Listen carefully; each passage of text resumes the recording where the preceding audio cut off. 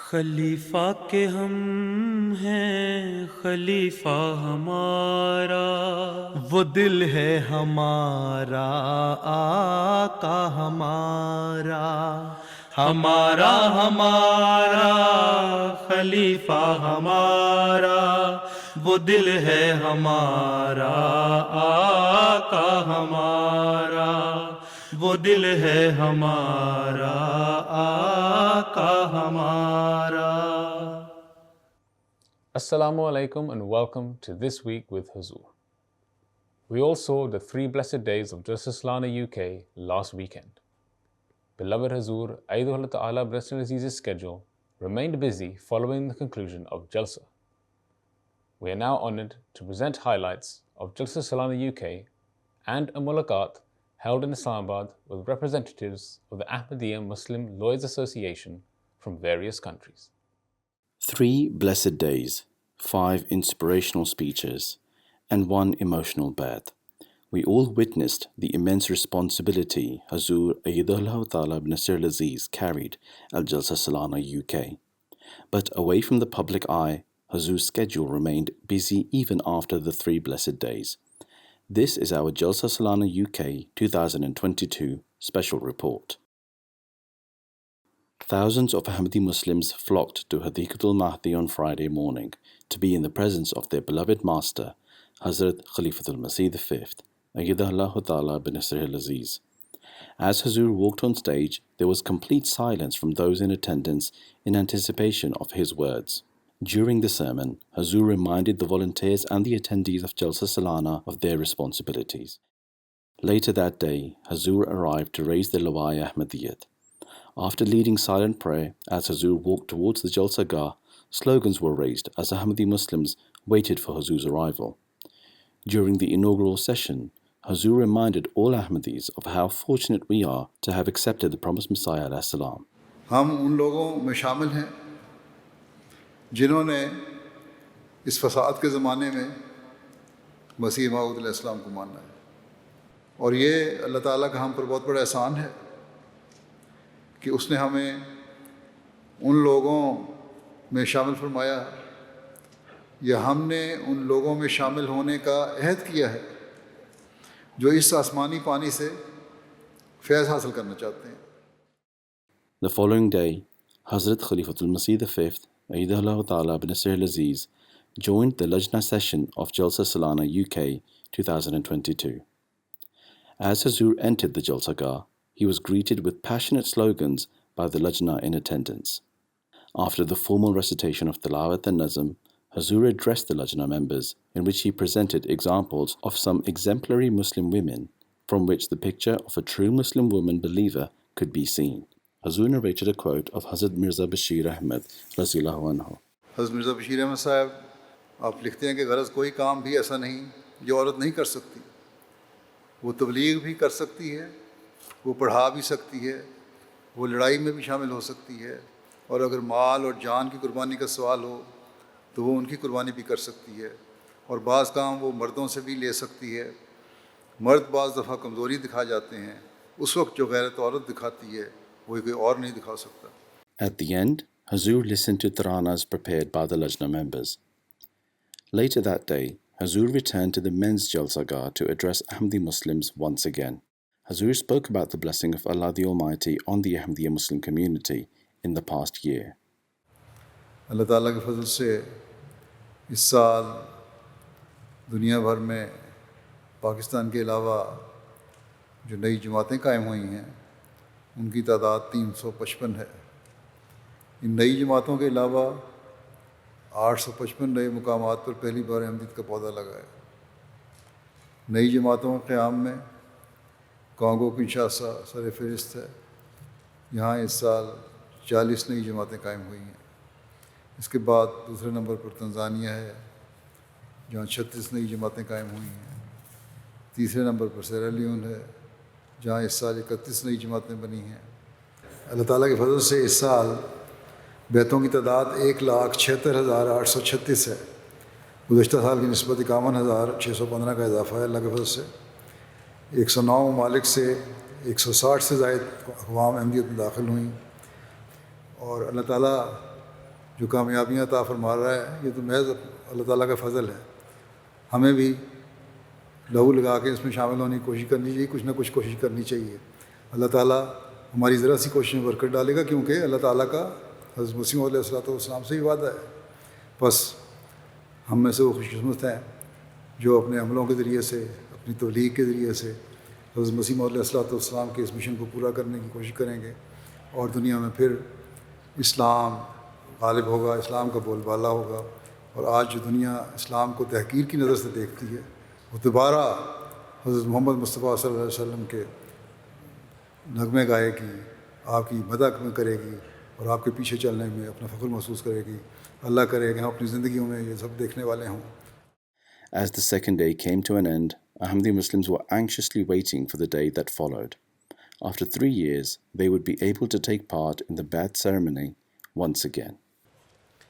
अशहदु अल्ला इलाहा इल्लल्लाहु वहदहु ला शरीक लहु व अशहदु अन्ना मुहम्मदन अब्दुहु व रसूलुहु. I bear witness that there is none worthy of worship except Allah. He is one and has no partner. And I bear witness that Muhammad sallallahu alaihi wasallam is his servant and messenger.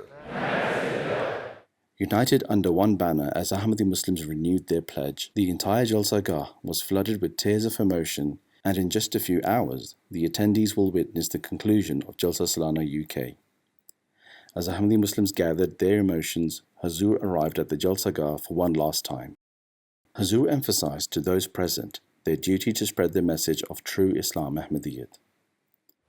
बस हमारा काम है कि इस खूबसूरत तालीम के हुस्न को दुनिया को बताते चले जाएं। नेक फितरत लोगों को इस्लाम की खूबसूरत तालीम से आगाह करें और मुखालिफीन और बेजा एतराज़ करने वालों के मुंह बंद करें. With those words and a silent prayer joined by millions around the world, Hazrat Khalifatul Masih V, may Allah be his helper, invoked the greeting of Assalamu alaikum as the sun set on yet another Jalsa Salana UK. As Huzoor returned to his residence, Huzoor's immensely busy schedule resumed. One of the meetings Huzoor had in the days immediately after the Jalsa was with representatives of the Ahmadiyya Muslim Lawyers Association from various countries at Islamabad.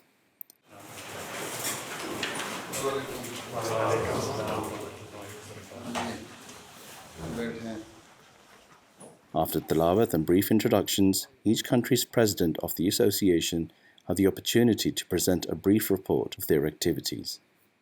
In our aim to provide services to humanity via legal assistance to marginalized individuals, who will be the beneficiaries of our services will be the indigenous, native, aboriginal people of Canada. How will they benefit? So, Pyare Huzoor, in 2017-18, indigenous people represented only 4% approximately of the overall Canadian population, but they formed 28% of the Canadian prison population. Indigenous people in Canada also have the highest unemployment rates, lower levels of education attainment, and they face systematic discrimination. The Lawyers Association proposes to provide legal assistance for both criminal and civil law matters. The Lawyers Association will partner with existing approved legal aid organizations. We also propose to fund judicially approved third-party programs which assist in the reformation and rehabilitation of the members of the indigenous communities who have been released from the prison to help prevent reoffending. Assalamu alaikum wa rahmatullahi wa barakatuh. The current Ghanaian prison capacity is about 9,500. Should hold about 9,500 people, but there are about 14,000 prisoners. So there's a real humanitarian crisis in the jails. So the government and the judicial service has partnered up, and they've set up mobile courts in the prisons with a view to decongesting the prisons, and that is called the Justice for All program. As Ahmadiyya Muslim Lawyers Association, we have offered our services to the Justice for All program to act as lawyers for some of the prisoners, because most of them are not able to afford legal services. Article 14.4 of the 1992 Constitution of Ghana, which says that every prisoner shall be tried within a reasonable period of time. So how would they benefit? They are going to get their freedom, and in so doing, we are going to decongest the prison so that... that article is never followed.